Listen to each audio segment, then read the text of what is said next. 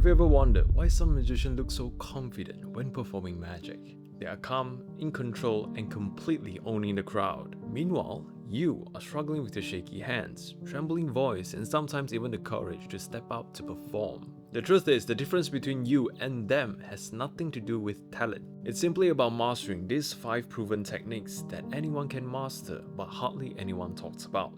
And in this masterclass, we are going to uncover all 5 of them. These are the same principle used by pro magicians all around the world, and by the end of this masterclass, you will ultimately reduce your trembling hands and voice and become a confident performer. If this is your first time seeing me, hi, my name is Daniel Hugh. I'm a professional magician with over a decade of experience performing and teaching magic. I've also worked with trusted magic brands all around the world, including Joe Miranda, Theory 11, Hanson Chen Productions, and more. So if you're ready, let's dive into the first proven secret technique to become a confident magician. And by the way, this is not another how to do a trick tutorial video. This is a masterclass packed with real world knowledge. If you're not serious about learning magic, just scroll away. But if you are, this is 100% for you. Let's dive into it. The first technique is actually one of the most common mistakes every magician made. And I'm guilty of this too, but it is also the most effective in boosting your confidence when done right. When I first started performing, I'll just walk up, pull out my cards, and do a trick. And guess what? The energy was dead, and I wonder why. Is it because my tricks are bad, or is there any mistakes that I'm doing? All these thoughts slowly kills my confidence.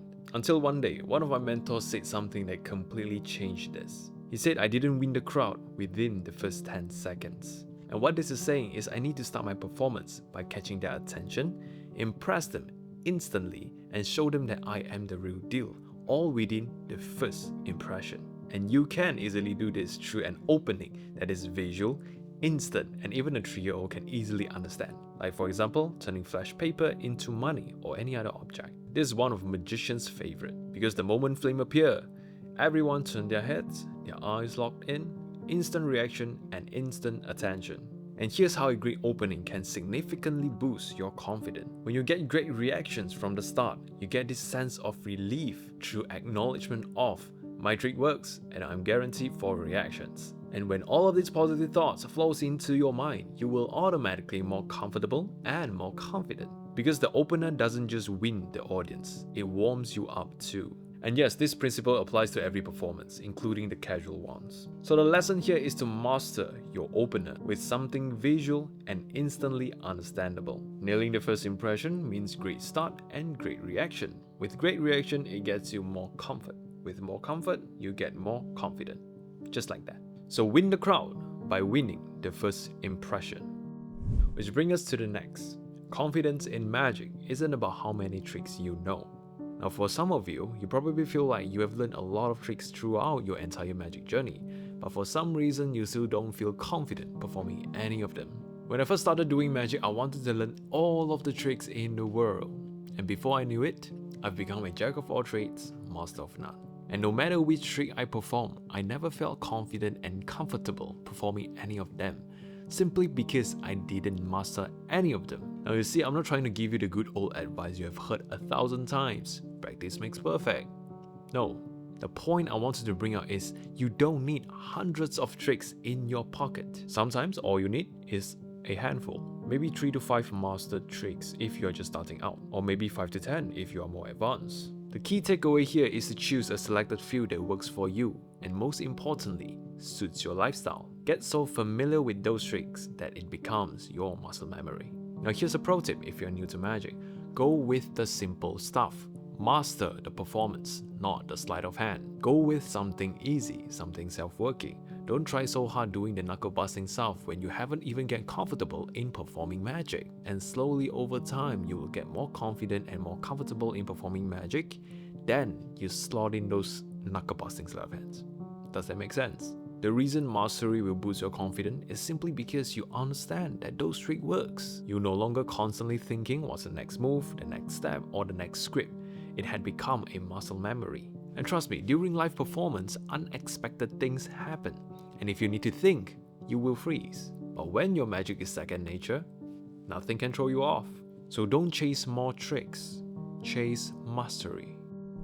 Hey, real quick, if everything I'm teaching right now is resonating, but your performance still feels awkward or you are still struggling with confidence, then you're gonna love the inner circle. I created it because I went through the exact same struggle you are facing right now. Awkwardness, lack of confidence, shaky hands, trembling voice, all sort of things like that.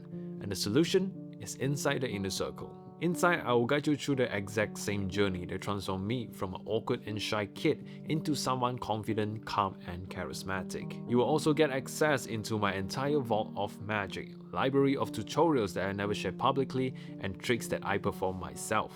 And the best part is we have weekly live calls where we hang out, jam around, do some coaching, fixing mistakes, answering questions, and just keep each other accountable and improve together. So if you're serious about improving your magic and yourself, click the link in the description to sign up now, and I'll see you inside. Alright, now I assume that you have selected the tricks that works for you. Now it's time about rehearsing and practicing. Practice makes perfect.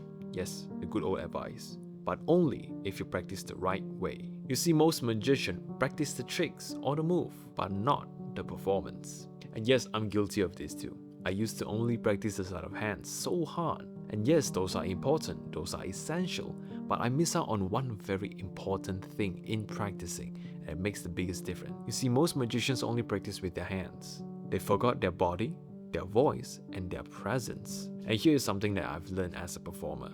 You can actually hack your mind into thinking that you have performed hundreds of times before your first performance through imaginary rehearsals. Close your eyes, visualize yourself performing for real people. Imagine their reactions, their laughters, their gaps. And here's a tip, actually dress up the way you would for the show.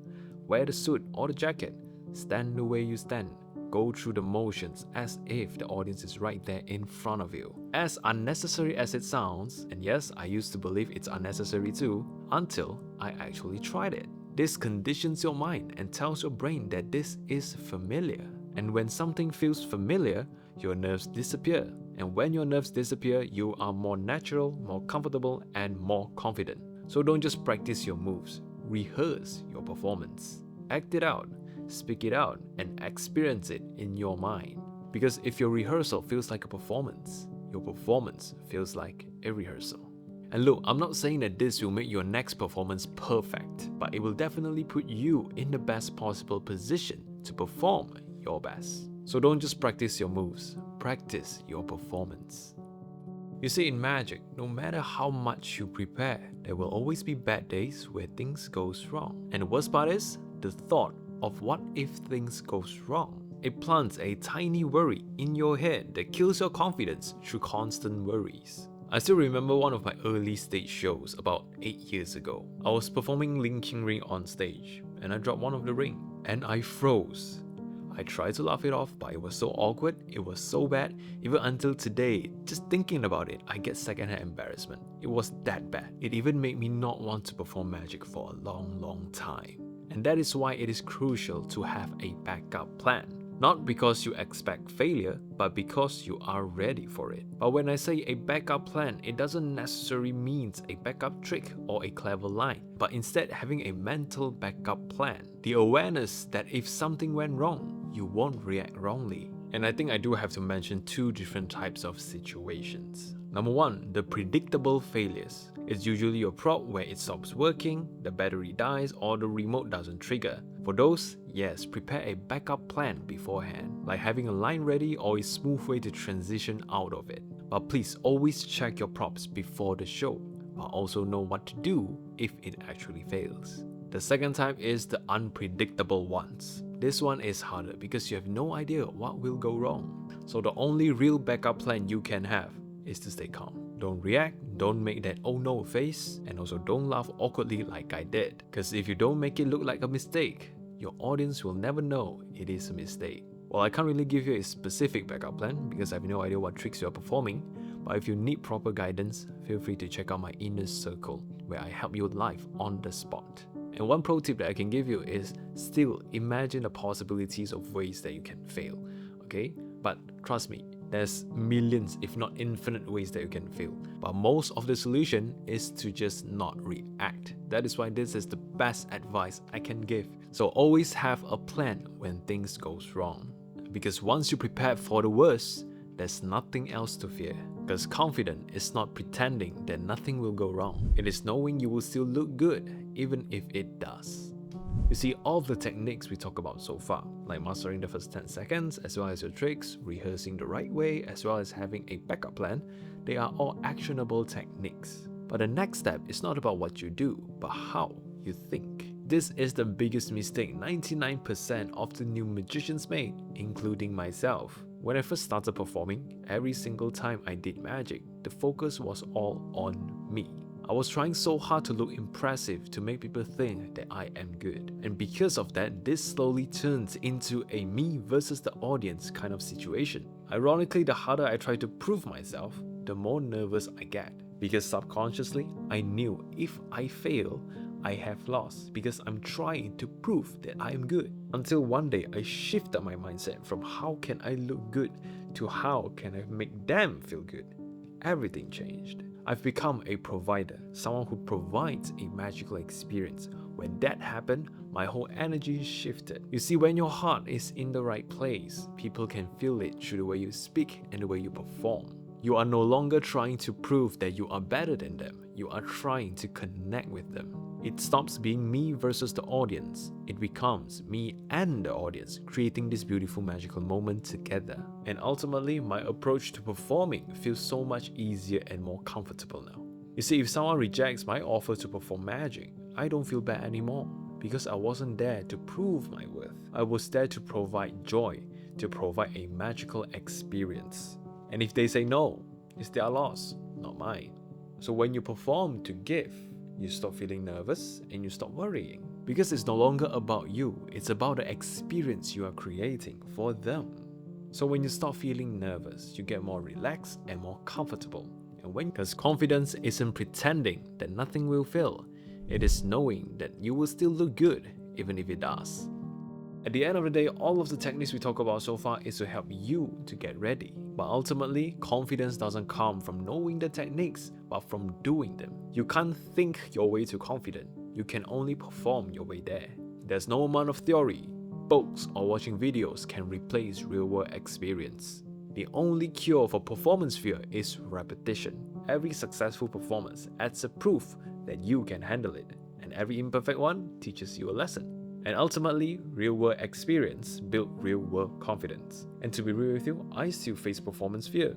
I don't feel confident all the time. But all I can do is to focus on what I can control. Remind me the techniques that we talk about in this video and just do it. And I just believe over time, step by step, I will eventually become the confident magician I always wanted to be. And I believe you can too.